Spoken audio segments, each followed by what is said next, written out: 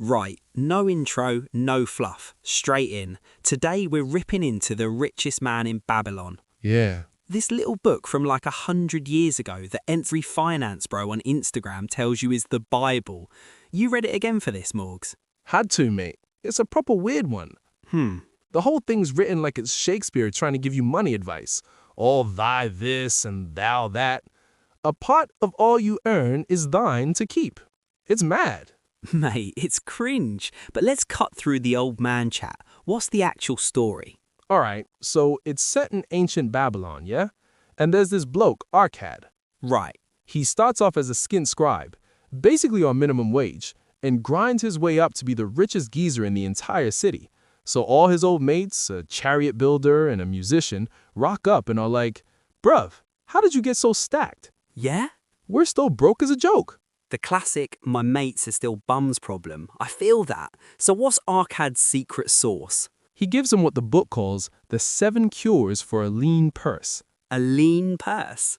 I love that. My nan used to say that. Yeah, sounds like you need some financial Viagra. What's cure number 1? It's the most famous one. Start thy purse to fattening. All it means is pay yourself first. Simple as. Okay, before you pay your rent, before you buy a pint, before you pay for your Netflix, you take at least 10% of your wages and stash it. It's yours. You keep it. See, that's legit.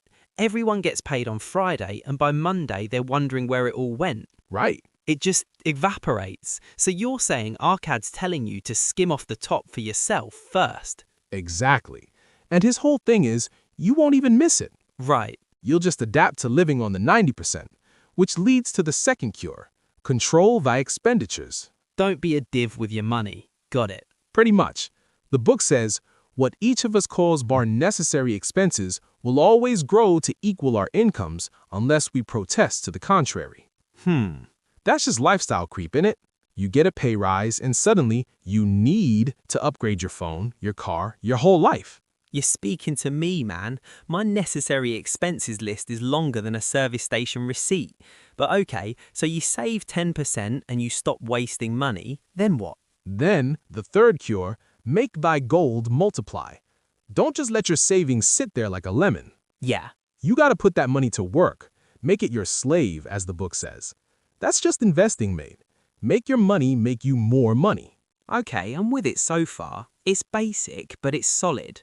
But this is where these old books can get a bit ropey. What does he say to invest in? Chariot wheels? Nah, this is the next cure. Guard thy treasures from loss. Right. This is maybe the most relevant bit for today. He tells a story about giving his savings to a brickmaker to go and buy rare jewels. The guy gets scammed because he knows about bricks, not jewels. That is literally every crypto story from last year. Yes. My mate, who's a plumber, told me to lump all my money into Moon Goat coin, said it's a dead cert. It's the same principle. Don't take advice from people who don't know what they're talking about. 100%.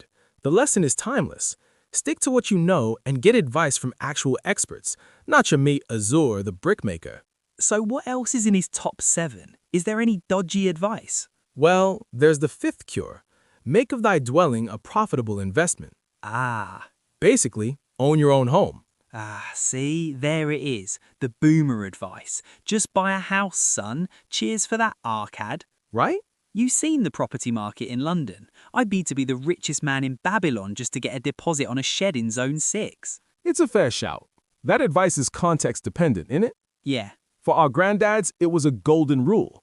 For us, renting might be the smarter financial move while we stack our cash and invest it elsewhere. The principle is to turn your biggest liability, housing, into an asset.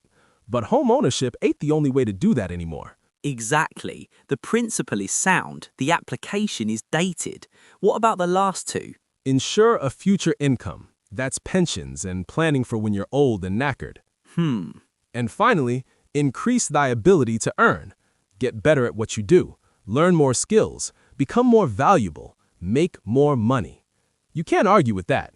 Be so good they can't ignore you. True. It's all so simple. That's the main thing I get from it. Yeah. Pay yourself, don't waste it, invest it wisely, and get better at your job. Is that it? Is that the whole secret to getting rich? According to this book, yeah, it drills it into you. There's another bit called The 5 Laws of Gold, but honestly, it's just the same stuff reworded. Really? It's super repetitive. Why is it so repetitive? Does he think we're stupid? Maybe. Or maybe the basics are so important they need to be hammered home. Okay. 'Cause if this stuff is so simple, why is everyone still broke? Why are people drowning in debt and gambling on meme stocks? 'Cause it's boring, isn't it? Discipline is boring. Getting rich slow is boring. Yeah, People want the thrill. They want the 100x gem now, not a decent return in 40 years. and that's why the book is still important. It's the antidote to that get-rich-quick culture. Right.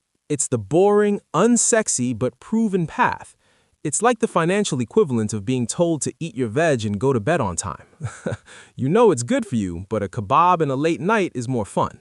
Perfect. So final verdict. Is The Richest Man in Babylon a must-read for the Big Short Club, or is it a dusty old relic? I say it's a must-read, but you read it once, take the principles, and then you can put it away. Right.